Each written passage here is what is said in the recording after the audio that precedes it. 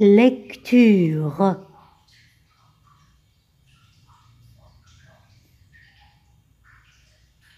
Retour à la vie.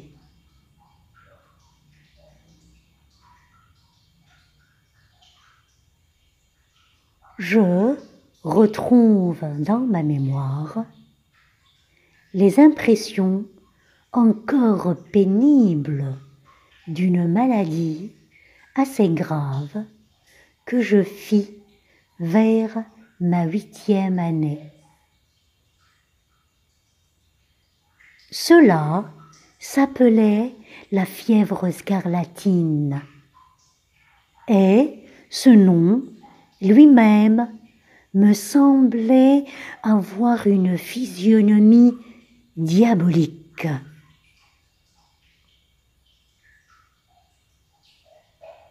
C'était l'époque âpre et mauvaise des giboulées de mars. Et chaque soir, quand la nuit tombait, si par hasard ma mère n'était pas là, bien près, une détresse me prenait au fond de l'âme.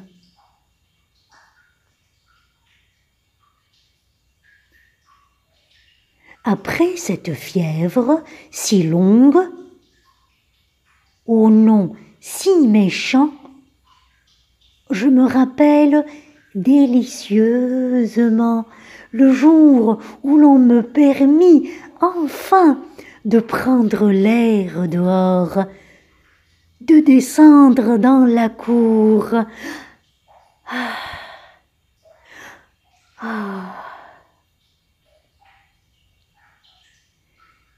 C'était en avril et on avait choisi pour cette première sortie une journée radieuse, un ciel rare. Sous les berceaux de jasmin et de chèvrefeuille, j'éprouvais des impressions d'enchantement paradisiaque.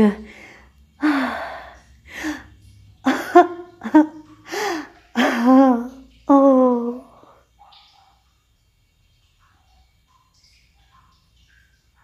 Tout avait poussé, fleuri.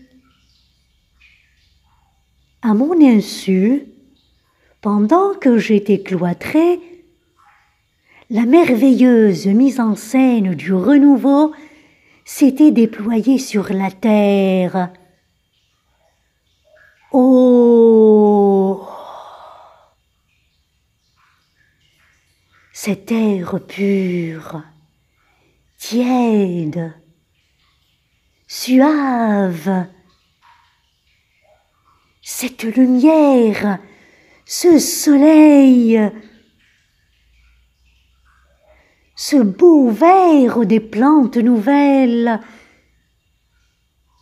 cet épaississement des feuilles donnant de l'ombre toute neuve.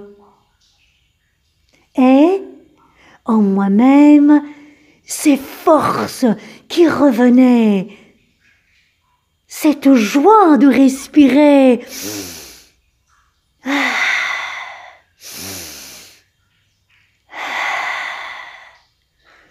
Ce profond élan de la vie qui recommence.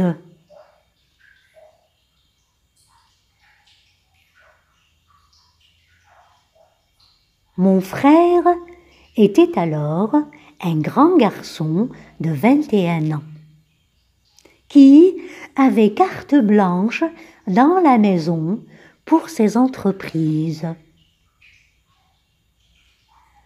Tout le temps de ma maladie, je m'étais préoccupée d'une chose qu'il a rangée dans la cour et que je mourrais d'envie de voir.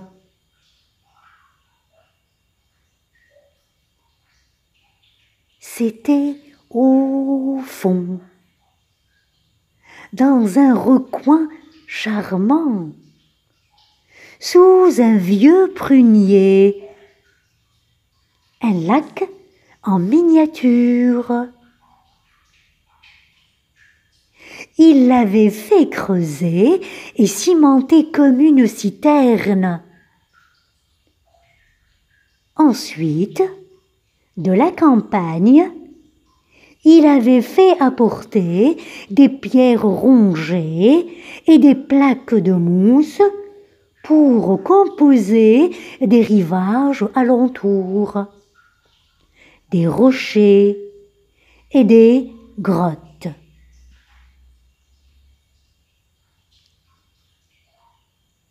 Et tout était achevé. Ce jour-là, on y avait mis des poissons rouges. Le jet d'eau jouait même pour la première fois en mon honneur. Oh, oh, oh. Je m'approchais avec ravissement. Oh, oh. Cela dépassait tout ce que mon imagination avait pu concevoir de plus délicieux.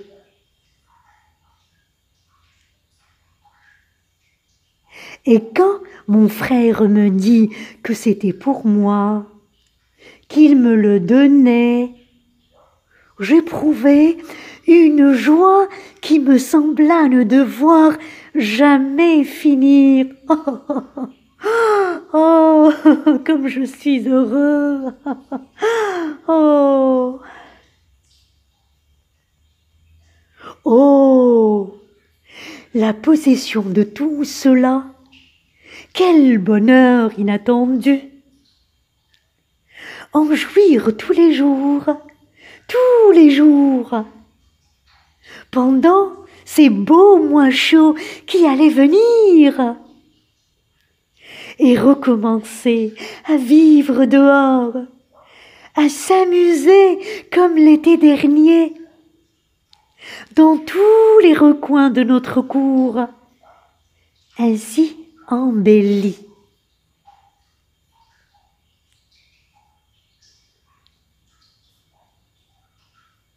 Je restai longtemps là,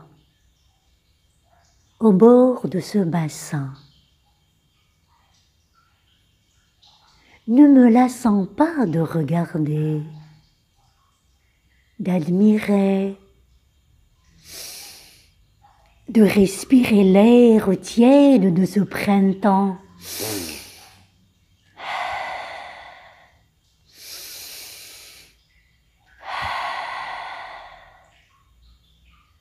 De me griser de cette lumière oubliée, de ce soleil retrouvé,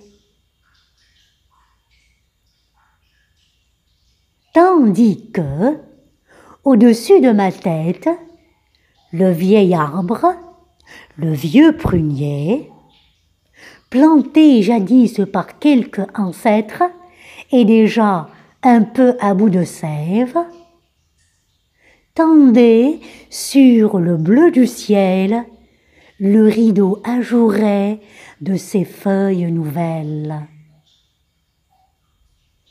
Et que le jet d'eau continuait son grésillement léger à l'ombre, comme une petite musique de vielle fêtant mon retour à la vie.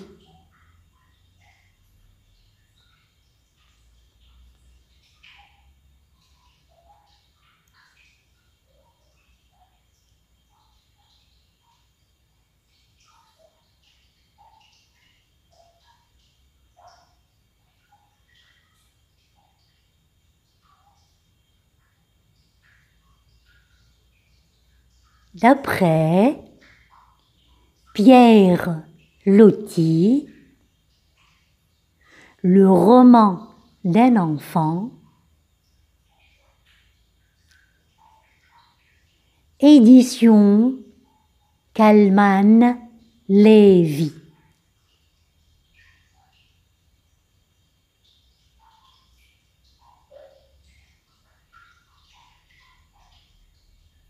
C'était Retour à la vie.